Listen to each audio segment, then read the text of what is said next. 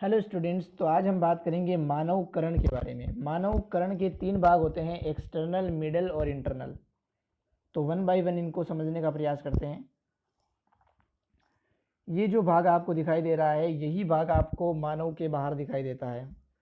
इस ग्रीन वाले भाग को पिन्ना कहा जाता है या फिर एक्सटर्नल पिन्ना भी आप कह सकते हो। इसको समझने का प्रयास करते हैं।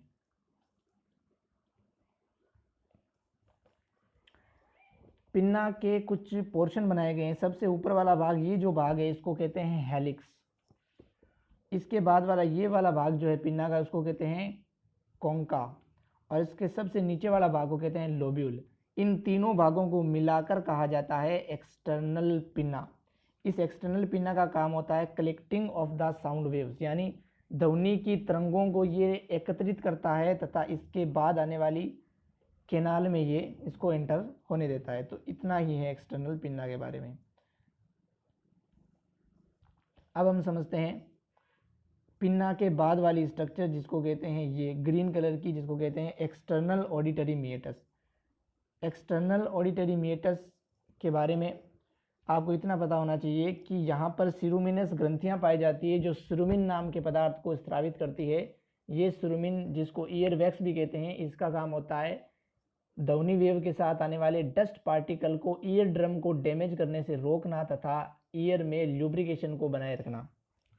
इस ऑडिटरी मीएटस केनाल में हेयर्स भी पाए जाते हैं, जो होलेंड्रिक जीन की उपस्थिति के कारण होते हैं। ये जो ग्रीन कलर की आप स्ट्रक्चर देख रहे हो, ये वसीय उत्तक है जो ईयर को सपोर्ट करने के लिए होता है। इसके बाद अब जो आप ग्रीन कलर का देख रहे हो, इसको ओरिकुलर मसल कहते हैं। ये कैटल्स में फंक्शनल होती है, जबकि ह्यूमन में वेस्टिजियल होती है। इसी मसल के फंक्शनल होने के कारण कैटल्स जो है अपने ईयर को मूव कर सकते हैं और हम नहीं कर सकते। ये जो बोन देख रहे हो ग्रीन कलर की, इसको टेम्पोरल बोन कहते हैं। ये ईयर को प्रोटेक्ट करने के लिए होती है। तो ये हो गई एक्सटर्नल ईयर की बात। अब बात करते हैं मिडल ईयर। एक्सटर्नल ईयर का एक भाग और आता है, जिसको आप ग्रीन कलर का देख रहे हो, इसको कहते हैं टिम्पैनिक मेम्ब्रेन। यही है जिसको आप कान का पर्दा या फिर ईयर ड्रम कहते हो। इसी में वाइब्रेशन होने के कारण साउंड का सेंसेशन जो है मिडल ईयर में ट्रांसफ़र होता है। तो अब हम बात करते हैं मिडल ईयर के बारे में। मिडल ईयर में 3 बोन्स पाई जाती है। मिडल ईयर की बोन्स को यहाँ पे आप देख सकते हो। ये जो बोन आपको दिखाई दे रही है, 3 बोन है यहाँ पे। इस बॉक्स के अंदर 3 बोन दिखाई दे रही है आपको। पहली बोन है मेलियस, दूसरी है इनकस और तीसरी है स्टेपस। पहली का शेप होता है हैमर शेप, दूसरी का होता है एनविल शेप और तीसरी का होता है स्टरिप शेप। इनके शेप बहुत इंपॉर्टेंट है। ये जो बोन्स है इस साउंड वेव्स को ट्रांसफ़र होने का काम करती है, ट्रांसफ़र करती है इनको। और यहाँ पर मिडल ईयर से एक भाग और जाता है। मिडल ईयर से ओरल कैविटी के अंदर एक भाग जाता है,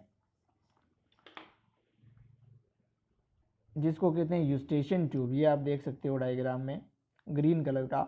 ये मिडल ईयर से नेजोफेरिंक्स में जाता है। इसका कार्य ये है कि जब साउंड वेव का प्रेशर बहुत ज़्यादा हो तो इस ईयर ड्रम को डैमेज होने से बचाया जा सके और इस यूस्टेशियन ट्यूब के द्वारा साउंड वेव्स को माउथ में सक्रीट किया जा सके। उसके बाद इंटरनल ईयर में ये जो भाग देख रहे हो आप, इसको कहते हैं कोक्लिया। और ये जो ऊपर का भाग देख रहे हो आप, ये ग्रीन कलर का, इसको कहते हैं सेमी सर्कुलर कैनाल। कोक्लिया का सर्कुलर पार्ट जो है वो 2⁴ टर्न लिए हुए होता है। सेमी सर्कुलर कैनाल की संख्या जो है 3 होती है। कोक्लिया भाग जो है हेयरिंग के लिए काम करता है। इसी के अंदर ऑर्गन ऑफ कोर्टाई होता है जो सुनने का काम करता है। और सेमी सर्कुलर कैनाल जो है, इसका काम होता है डायनेमिक बैलेंस को बनाना, यानी जब आप चल रहे हो तब आपका बैलेंस ये बनाती है। और कोक्लिया के अंदर ये ऐसे भाग होते हैं जिसको मेक्यूला कहा जाता है, जो स्टैटिक बैलेंस को बनाने के लिए काम करते हैं।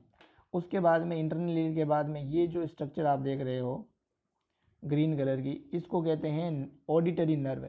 ये ब्रेन के टेम्पोरल लोब में जाती है तथा साउंड वेव का एनालिसिस वहीं होता है। तो ये था एक general structure of human ear.